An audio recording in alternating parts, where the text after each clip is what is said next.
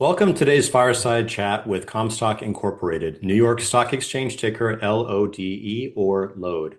I'm your host, Peter Gastreich, Managing Director and Energy Transition and Sustainable Investing Analyst at Water Tower Research. Today, I'm very pleased to welcome Corrado De Gasperis, who is the Chief Executive Officer of Comstock. Comstock is a Nevada-based renewable and sustainable metals company with additional investments in renewable fuels, mineral properties, and real estate. Its high-volume solar panel recycling technology diverts end-of-life solar panels from landfills and recycles 100% of the commodities that go into them, like silver, aluminum, and other valuable and sometimes scarce resources. Before we get started, I would like to point out that the company's safe harbor statements can be found on its investor relations website. This fireside chat may not be reproduced or written transcript distributed without the express written consent of Water Tower Research. Also, this conversation is being recorded so you can access it again in the future and share it with others. Finally, we will try to get to questions that have been submitted by investors, and if not, we'll make sure those are delivered to Corrado and his team after our chat today. So, with those housekeeping notes out of the way, let's get started. So, Corrado, welcome and thanks so much for joining us today. Thanks for having me. It's an absolute pleasure. Okay, great. Well, let's jump right in. So let's start with your systems-based strategy. So, from a high level, what is the broad overarching goal and business strategy for achieving this goal? And how do the main business segments, metals, mining, real estate, and fuels contribute? Yeah, great question. So the fundamental goal of the company is to accelerate the commercialization of technologies and the products that come from those technologies that make a major critical impact, right, in the markets. So we do think systemically, right? So in a way that means what market has a problem? What market can we address? And what's blocking companies or supply chains from actually achieving that? So when we say systemic strategy, we say what's the system and then what's the bottleneck or the constraint of that system? And we think of it in the context of scenarios where those aren't being addressed. So that we essentially say, if there's a problem in the market that's not being addressed, if we understand what's blocking and we could unblock that with our technology developments, with our solutions, then we like to go after those markets. So they're impactful environmentally, they're impactful financially, and they're making a difference, right? So we say accelerate the commercialization of those technologies, those solutions in those circumstances. Okay, great. So thanks, Corrado. So in terms of this, system-based strategy that you've outlined, in what ways does the company's management structure and expertise support the execution? And, how does it address the challenges of operating in what are diverse, but as certainly very much related sectors for your Yeah, company? it's a great question. So, first of all, it really comes down to, the people that work within our system, that management structure. It's not siloed. It's not functional in the narrow band sense of it.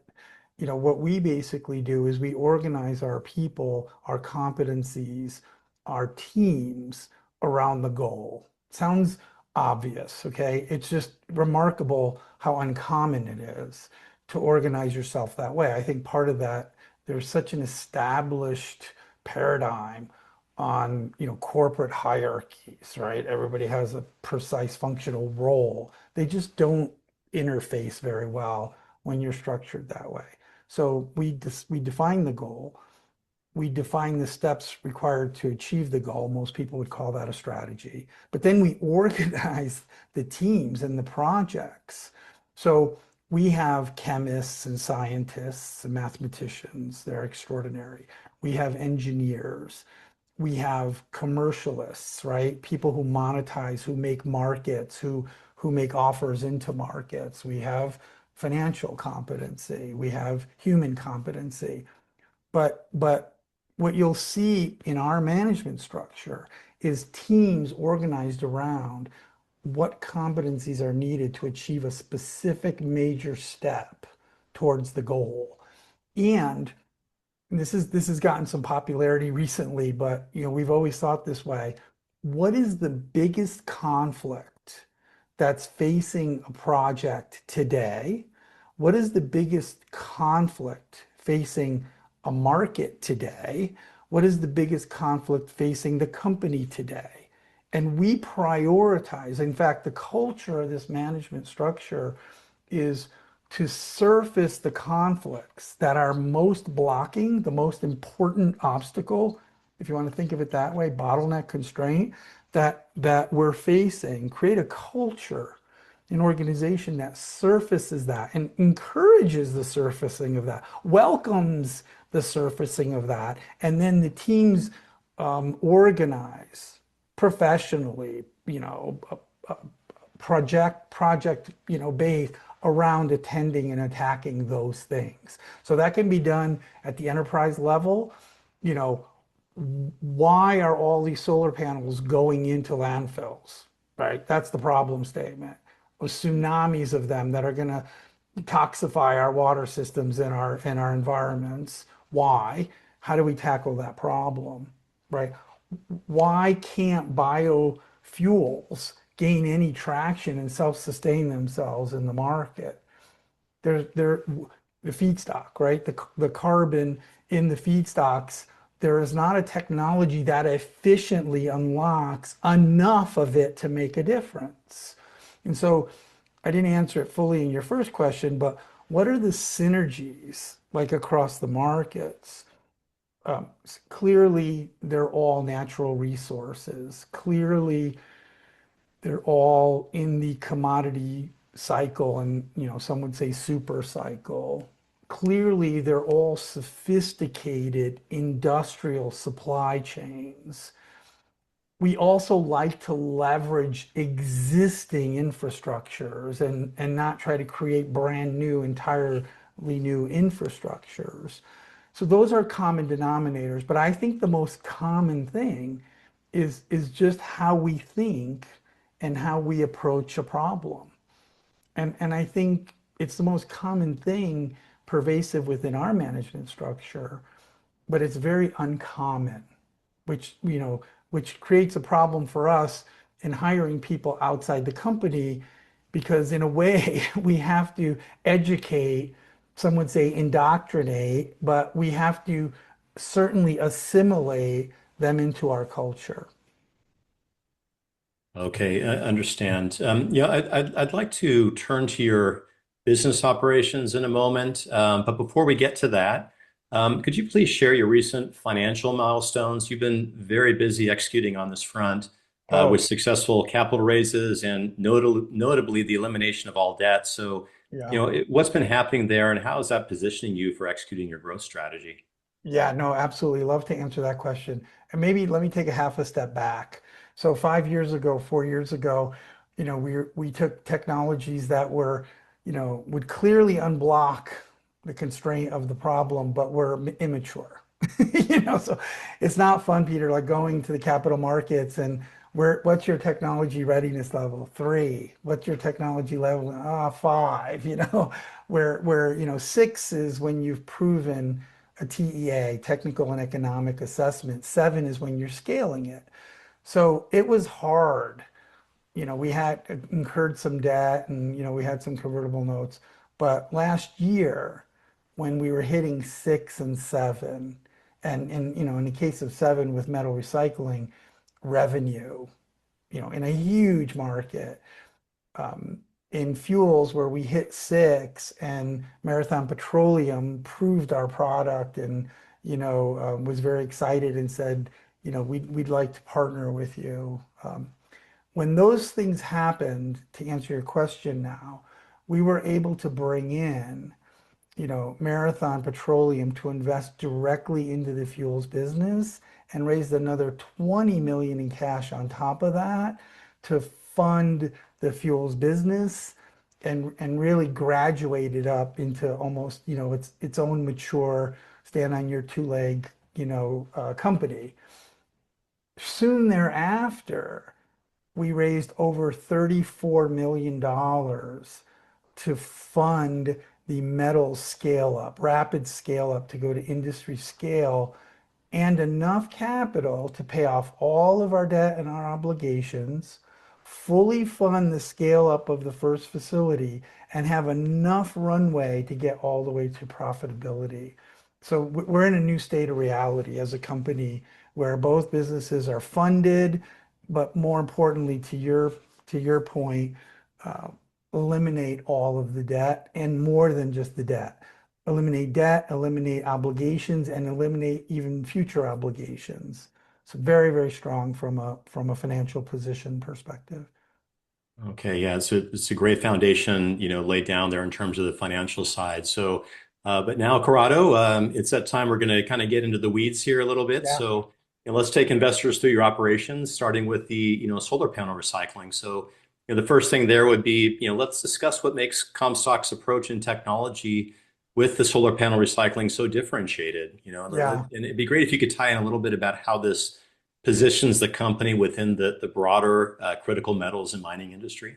Absolutely. So the problem is this tsunami of solar panels, right? 1.4 billion panels already deployed in the United States with an amazing growth profile in front of it, but 1.4 billion already there, right? And our technology has four major differentiators. One, we're the only company, and we're certified as such by the industry that has a zero landfill solution. So the first thing we do is we eliminate all contaminants in a way that the reprocessing of these metals generates zero waste. By generating zero waste, you're eligible for certain permits, especially here in Nevada, which is very strict with environmental permitting regimes that would be very difficult for someone to replicate. Secondly, we do it super efficiently. The totally variable cost of electricity and natural gas that we use is less than 7% of our revenue and stably so. So that is a remarkable cost profile. Third, we can process a panel very fast. We load the machine every 7 seconds. By loading a panel every 7 seconds, we can do 3.3 million panels a year. So speed, number three, translates to scalability, number four, right? So in the market, because the dilemma, because of the problem in the market is so many panels coming out, if you don't have the capacity to take them, store them, and process them, you miss the market, they go to landfills. So, so we've positioned ourselves, and let me just say, that first point that I made about being able to eliminate the contaminants is based on decades of experience of our president. He's a PhD chemist who spent all of his career, over 40 years, building industrial facilities and operating them all over the world, almost always with hazardous materials. And so perfecting the ability at the molecular level, at the atomic level, to depolymerize, right? To break down those polymers and then oxidize them out so that there's no harmful emission and there's an elimination. Then you can resell these materials clean. If those laminates and plastics and glues aren't eliminated, guess what? They stick to the metal. Guess what also sticks to the metal? Lead, cadmium. You're now a hazardous waste generator instead of a clean metal reprocessor. And so when you look at what's happening geopolitically, the US put itself at a disadvantage, right? Always chasing cost, always exporting all of our production, to China. And obviously that's understood now, right? People understand that now, and there's a reversion back. How do we build domestic supply chains for these critical materials? Well, we're the largest purchaser, we're the largest market in the US. So why wouldn't we want to be reusing these materials and keeping those critical minerals and domestic supply chains here where they're needed desperately? So we play a big role in that. And the last thing that we are still to do is develop a refining solution. We're already producing clean glass, clean aluminum, and these tailings are clean, meaning you can refine them without those contaminants. However, we'd like to refine them ourselves because the US has a gap in refining, unfortunately. So we need to reestablish the entire closed loop here at home.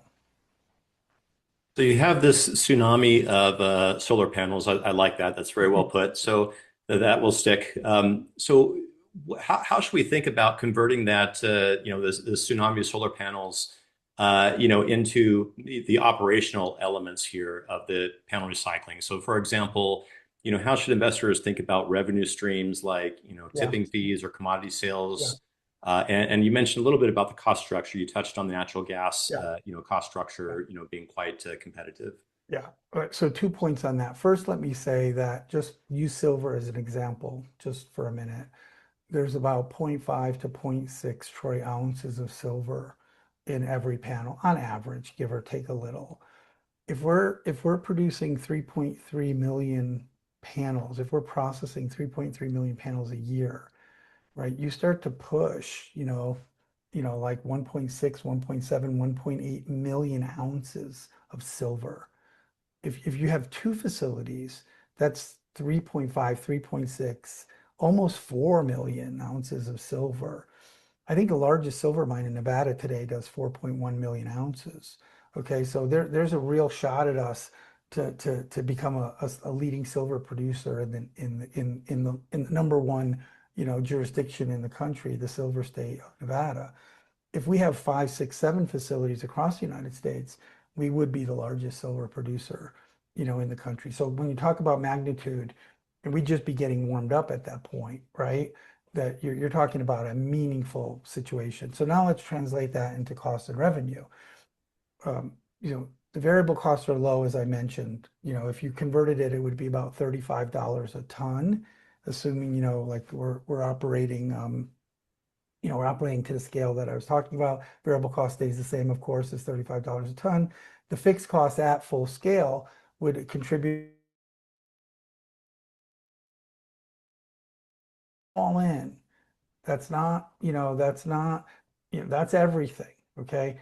So we get paid up front about $500 a ton to take that environmental liability off of the utility company's hands. They have a problem.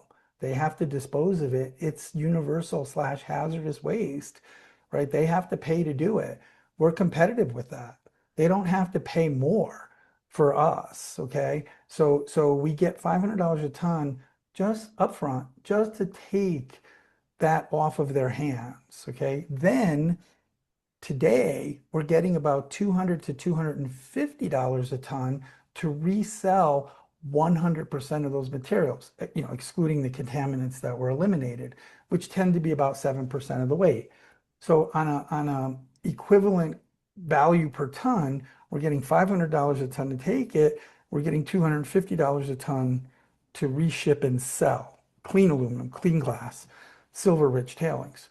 So one facility, well, one production line in one facility is $12 million.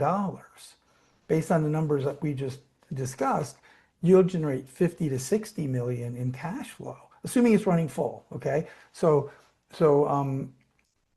really, the throughput model, if you will, throughput in our definition of throughput is the speed at which the system generates cash. Okay, if you're doing a panel every 7 seconds, they're paying you up front to take that panel, and then you're selling it all again. That's high throughput. We love it. I mean, I don't know of a better economic model. Fast, low variable cost, low capex.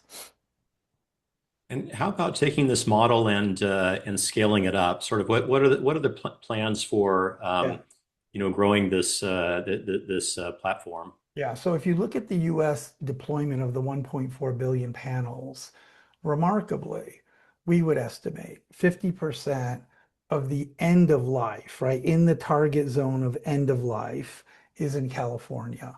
When you add Southern Nevada, Northern Nevada, Arizona, the Southwest region, you're at about 60%, in our opinion, our estimate, pretty good estimate, of the end of life panels for the whole country. So by having a facility in northern Nevada and southern Nevada, you can cover more than half of the US domestic market. You look across the country, Texas, Florida, North Carolina, New England, Michigan, you know, those Minnesota, those are the hubs of where the solar panels are. Now they vary in age. So the younger ones are less priority markets. The older ones are high priority markets.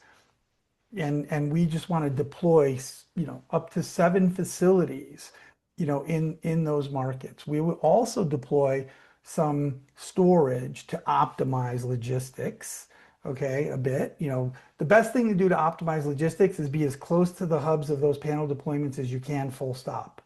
The next thing you'll do is maybe have some regional storage where it makes some sense to aggregate. Otherwise, you're spending more, on logistics.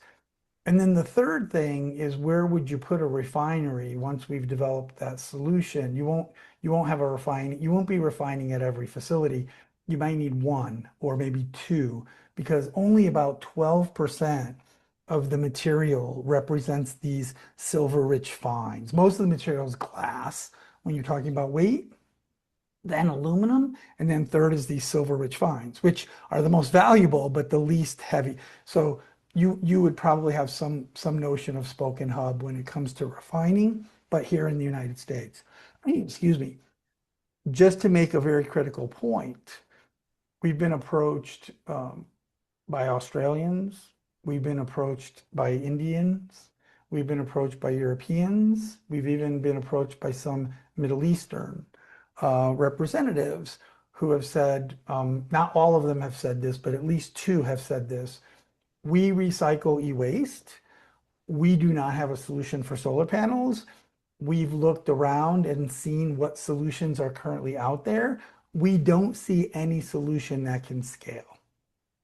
So I think ultimately we want to make sure that we maintain control over the technology deployment, but there'll probably be some notion of either joint ventures or international expansions, because very critically, every number that I said to you, 1.4 billion panels in the US, it's 8 to 10 times bigger if you look at the global footprint. 8 to 10 times. That means there's 8 to 10 billion panels deployed today in the world. Well, you mentioned earlier about silver as an output, and I guess it would be an understatement to say that prices have been on the uptrend recently, and Yeah.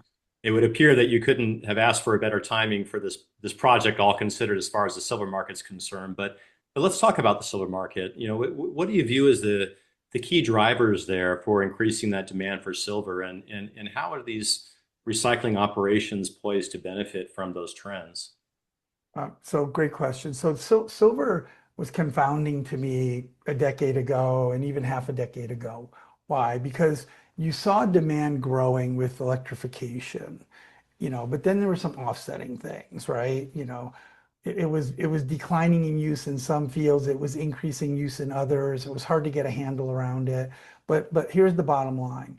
The electrification explosion, and people point to EVs, of course. People point to these batteries and even these new generation batteries, which are requiring more and more silver. People point to photovoltaics, right? They're expanding like there's no tomorrow. Silver is the best, most efficient conductor that people are all over using.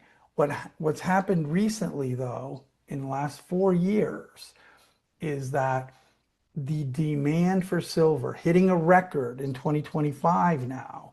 The demand for silver has clearly turned robust and we're using anywhere from 120 million to just recently 200 million more ounces of silver per year than the mines are producing.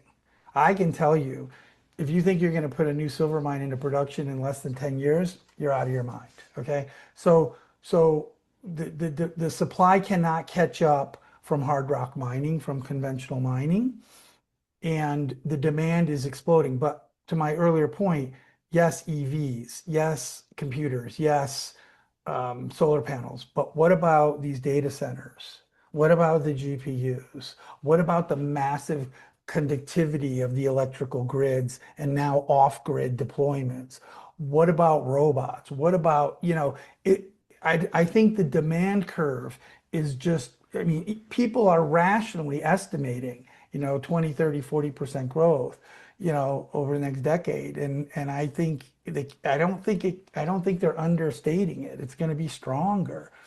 So you saw the silver price go from the high teens to the high 20s to the high 30s. Did it hit 54 last night? I think it did.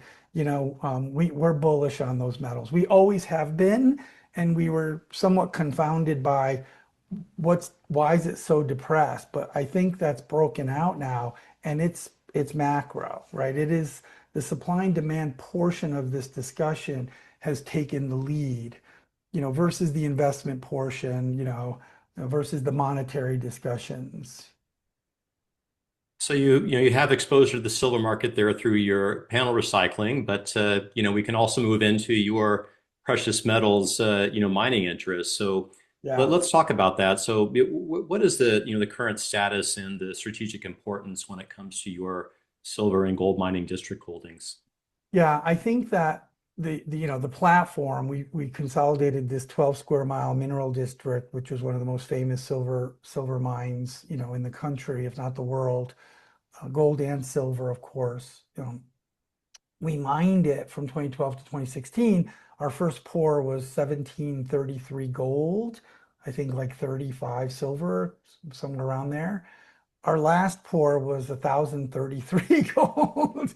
That was 2016. So we stopped the mining. But with foresight, and because the maintenance of the platform was very efficient, spend maybe today it'd be like 1.3 million a year to maintain the infrastructure, all the properties, the permits, and have a small, highly technical team, chief geologist, chief engineer, junior geologist, safety supervisor. That's all in place. Okay. So to me, what's strategic about it is for a very, very low cost of maintenance.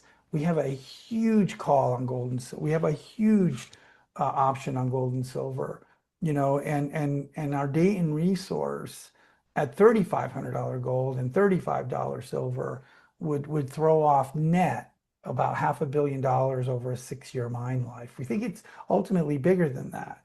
But for us, with all the monetary devaluation, the debasements, all these things going on, it provides a huge platform and hedge for us, from an asset base, but it's production performance ready. Within a reasonably short period of time, we can put those assets into production. Now, everybody asks me, oh, please don't allocate capital to drilling or developing or putting a mine into production while you can deploy it into the solar panel recycling facilities. I agree. So we are allocating capital first and foremost to the highest return, but also we want to capture as much of that market as possible. We do not want to lose leadership in that market. The mining assets aren't going anywhere. They're very easy and simple to maintain. They're entitled. But we are getting some inquiry now because of the robustness of the cycle of maybe someone wanting to joint venture, maybe someone wanting to, help facilitate moving forward. We're open to all of that, But so at the end of the day, it's strategic in the sense that it gives us a safe platform of value. I'm not sure it's being very well recognized. We're about to publish, in the next couple months, a preliminary economic assessment that then has a third party say, here is the sensitivity of the economics of this mine, right? Here is what, we've been saying we know all along. And that I think will go a long way to, really credibly opening people's eyes to the potential economics of this. Okay, got it. Thank you. So maybe moving over to the real estate holdings that you have in Nevada, Yeah. how do some of the recent infrastructure developments in that area, and you have data centers as well, How is this impacting the value of those real estate holdings?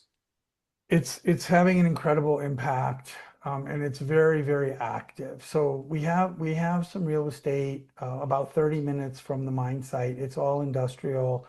It sits right at the crossroads of the Tahoe Reno Industrial Center where Tesla first showed up in a big way with their first gigafactory. There's a bunch of industrial companies there that are, crown jewel companies. But then about 5 years ago, Switch started expanding their data center platform. Google and Microsoft showed up, and that was like, holy cow. You know, Apple started expanding their data center platform. And then, like, I don't know, I don't think it would be an exaggeration to say a dozen other hyperscalers, Tract, Compass, all these all showed up and building out what's turning out to be one of the largest data center hubs in the world. And so we have properties right along that corridor. They're entitled and situated perfectly for that same type of expansion. And now what we're getting is they call it land power data consortiums who are saying we have our own power, we have clean power, we have off-grid power, right? We'd like to come and invest and or acquire these properties to build out, more of this. So, in Silver Springs, it's really elevated the property values. We want to monetize this in a way that is best for our shareholders. It's very, very active. It's a lot of sophisticated counterparties. But there's another part of this too, is that a lot of our prior mineral properties, which, we've, either don't have mineral potentials or have been exploited in the context of previous mineral potentials, are pretty well suited, to do the same thing, right? So this whole Highway 50 corridor from the Comstock all the way to Silver Springs presents, tremendous, tremendous opportunity. So it's a little nascent. I don't think we really consider it a line of business today. It's real estate, and how do we optimize that real estate with the right, best transactions? Okay, that's great. So we have one business left to go through, and that's fuel.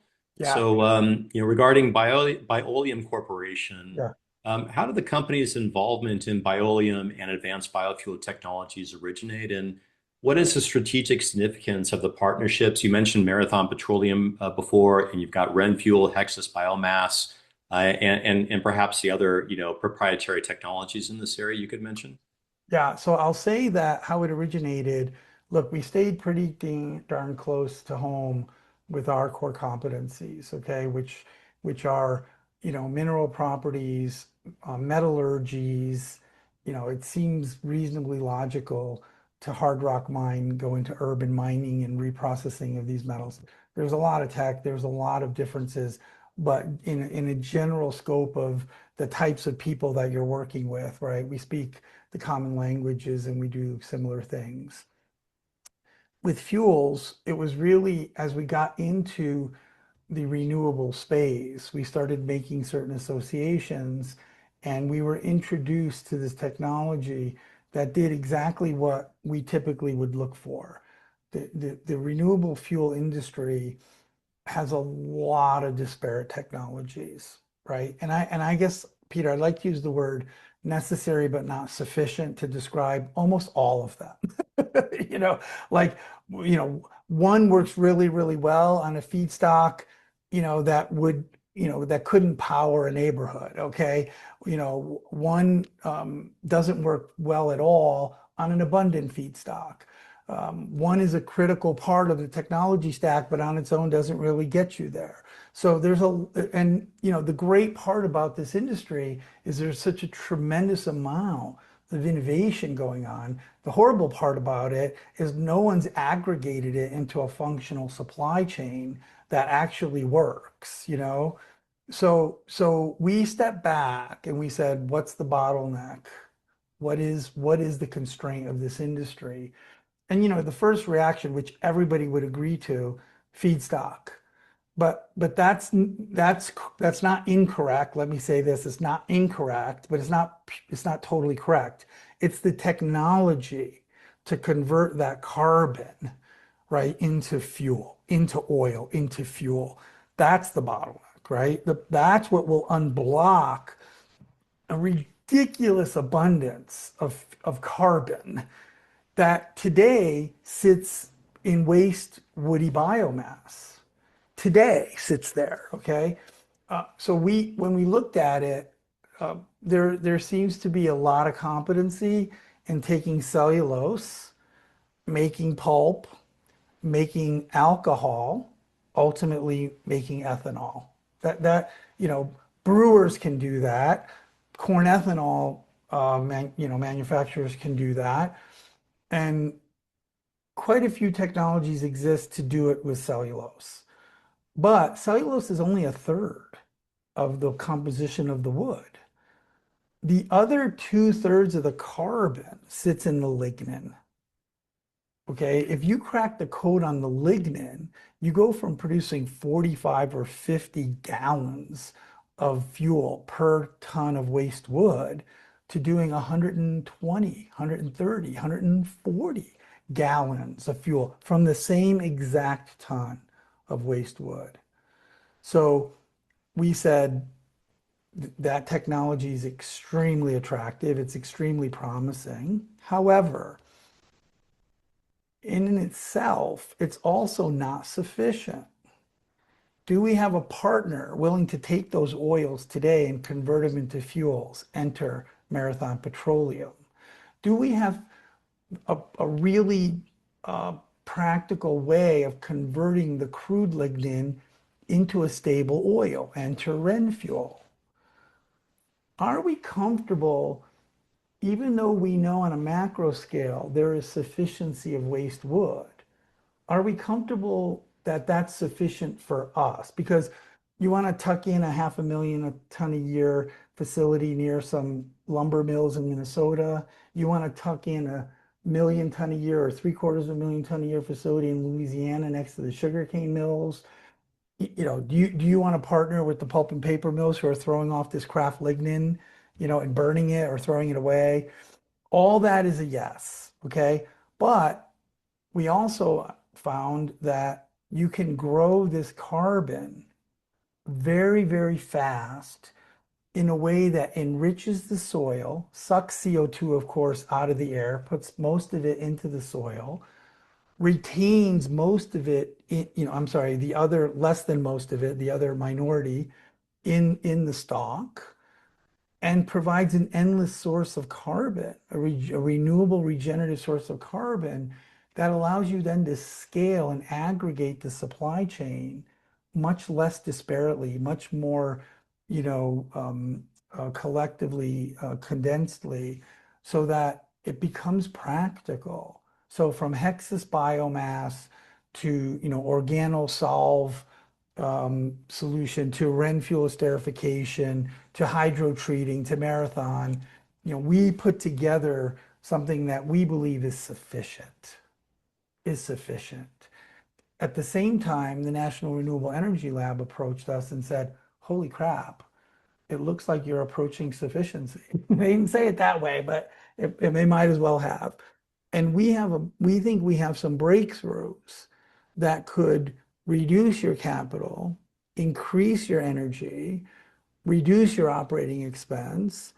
And then we started looking at these models and saying, it's not guaranteed, it's not certain, but if we could reduce our cost and capital to that degree, some of the petroleum guys are going to start scratching their head about their own capital allocation because if we start closing in on cost parity with petroleum, and that's a moonshot goal. That's a real stretch goal, which I don't want to represent that we're there.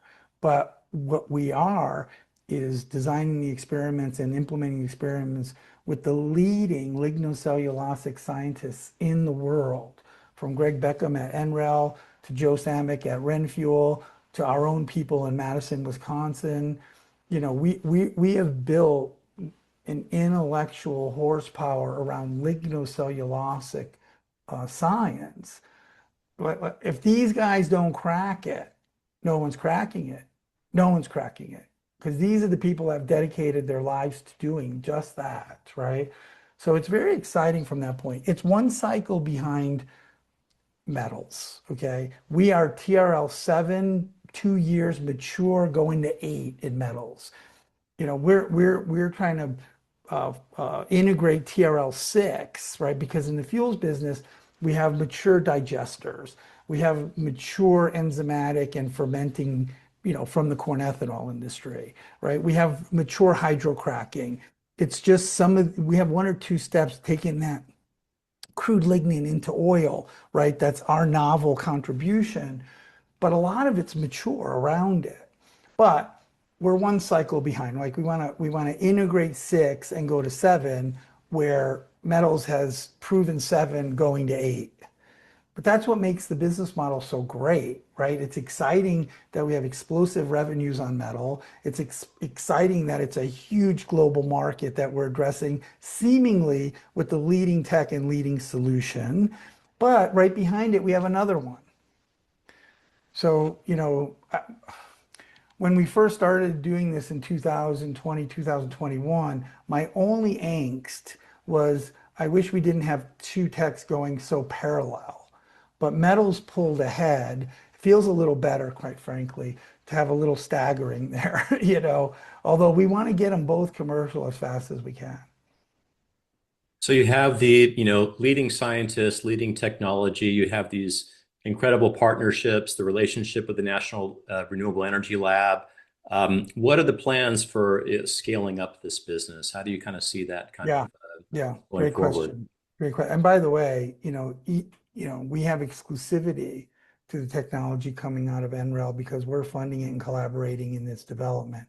We have exclusivity with using these biomasses, Hexas biomass, um, for fuels. We have exclusivity with RenFuels technology so we basically convinced our partners that we're stronger as one, right, than as separate, components.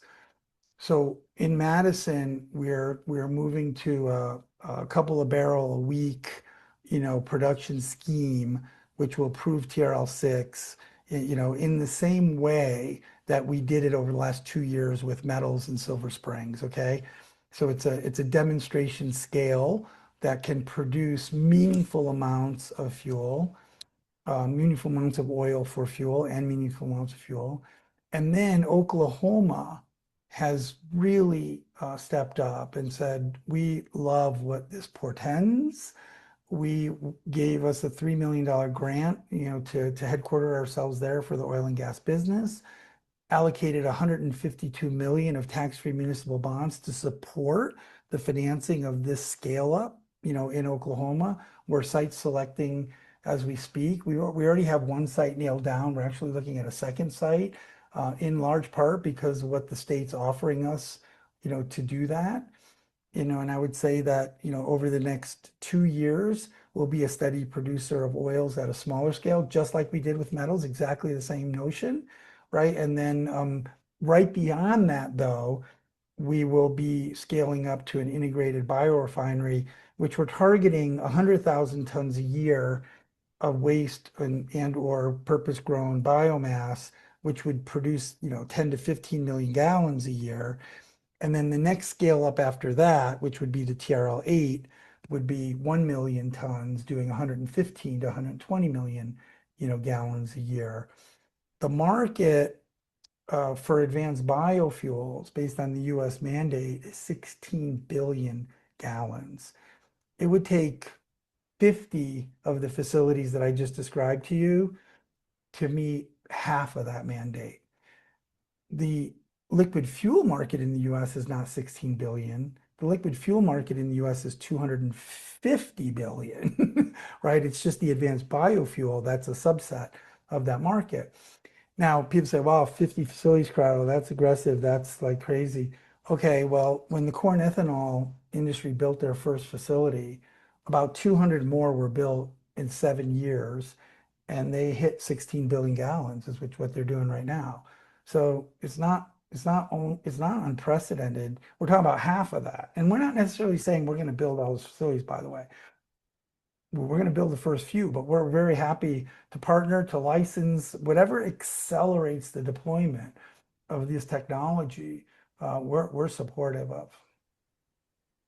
Okay, Corrado, that's been a great overview of the business segments, and we could easily dedicate an entire, fireside chat or podcast to each one of those business Oh segments my God. independently, and you better bet we'll do that in the future. But for today, we'll move on to our next topic, very important, and that is the regulatory and policy environment. So, Yeah, please. with respect to policy and regulatory risks, what are the important aspects that investors should understand about your panel recycling and the fuels business? Surely. So, the renewable fuel standard, start with the fuels business. The renewable fuel standard, is law, right? It's supported law.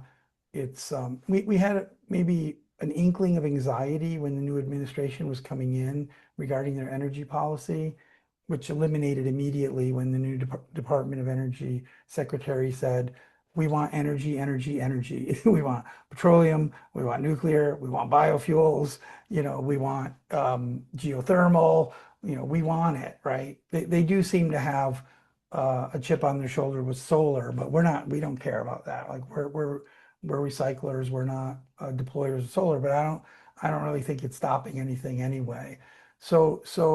The renewable fuel standard is strongly established. The California version of the fuel standard is strongly established, which our materials qualify for the highest value renewable identification number. Like the highest value RIN credits are the D3 and the D4 RINs, which are remarkably more valuable than D6, which is corn ethanol. So, the corn guys could get $1 a gallon for making the exact same ethanol that we make. We'd get $2 to $3 a gallon extra. Just like they get one, we get three. Our feedstock costs, of course, are way cheaper if we're using waste, right? So um, we think it's very stable. When the new administration came out and said we need energy, energy, energy, we just breathed a big sigh of relief. The on the solar panel cycle, we have zero reliance on the government. Like we don't, maybe the one regulatory thing we would like to see is stronger laws against putting toxic materials into landfills. California took the lead on that. It's essentially prohibited, these universal hazardous waste from going into landfills. Texas just followed up, being, the largest deployer today of panels, with similar prohibitions. We think that's fantastic. So we'd love to see the state assemblies across the country, and they are picking up on it because the panels are coming out so aggressively. The landfills are feeling it, and most of the large landfills are already saying no, no mas, like we can't deal with this. So that would be nice to tighten that up. The other thing that we see happening is like it's a substack, it's a subsector, is people sort of lower end just shred the stuff and send it overseas. Now, um, if you shred this stuff, you're generating a hazardous waste. If you're shipping it overseas, it's ridiculously expensive to do that, but they're shipping it. Some people are doing that. So I don't know if they're being honest with what they're shipping, because I doubt they would pay what would be required to pay for that manifesto. That manifest, sorry. Um, I think, we're more sensitive to the regulatory regime with fuels than we are with panels, but good in both instances. Okay, great. So, Corrado, this has been really great, but we're getting close to the end of our time today. So, but I do want to give you a moment here to share any key signposts ahead that investors should be focused on in the next 12 to 24 months, or whatever time frame you think is relevant. Yeah, absolutely. So immediately we're getting our permits. There's a written determination, which is the permit that allows us to process these universal waste materials. We were noticed of that permit last week. We were ecstatic. There's a short public notice period, which will end by Christmas. And then we're due to get the air quality permit, which is the sister permit for that same operating facility. any day. Interestingly, the public notice period for that is shorter, much shorter. So both of them are synchronized that we get all of our final remaining permits issued by Christmas. Equipment was synchronized to that plan to land in December, so we could commence commissioning in January. We're going to commission during the first quarter and be fully up and running in the second quarter. The only other thing to look out for, other than those great news up data points, is new customers coming on board. The order pipeline is growing, and it's growing not just in the number of customers that need our solution, but also in the size of those customers. Like I was saying the other day that just with our existing customer base, we could easily do 40, 50,000 tons next year, just with the existings, okay? And we're growing that. But those same customers, if we didn't change a thing in 2030, could be 400 to 500,000 tons because their end of life scenario is going up with the market. They are the market, so we're positioning ourselves with the best customers that will result in inherent natural growth, with them. We just have to have the capacity to process it. So I think those are the most exciting things. In the fuels business, there will be some announcements around the technology and the strengthening of that supply chain, consistent with what we just talked about. But it's going to be more metals news than fuels news. Okay, okay, great. A lot to look forward to there. So thank you, Corrado. This has been very comprehensive and very helpful for investors. But before we close here, is there any concluding remarks you'd like to provide? Now, just to make sure people know that, our website is comstockinc.com, and our New York Stock Exchange listing is, as you said at the beginning, LODE, Lode. Obviously comes from our legacy of the Comstock Lode. Very proud of it. And please put us on your screen. Please watch. There's a lot that's happening. Okay, excellent, Corrado. So, we'll look forward to hosting you for more events in the future, and you can bet that we will be following developments very closely here, keeping investors up to speed on Comstock here at Water Tower Research. And so in closing, I'd like to encourage everyone to look at our website, www.watertowerresearch.com, for disclosures and other research on Comstock, ticker LODE or Lode. You'll also find research on other companies in the energy transition and sustainable investing sector. The views expressed in this fireside chat may not necessarily reflect the views of Water Tower Research, LLC, and are provided for informational purposes only.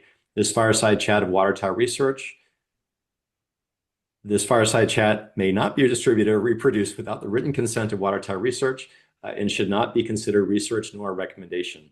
WTR is an investor engagement firm, not a licensed broker, broker-dealer, market maker, investment banker, underwriter, or investment advisor. Additional disclaimers can be found at www.watertowerresearch.com. So thank you very much. Outstanding.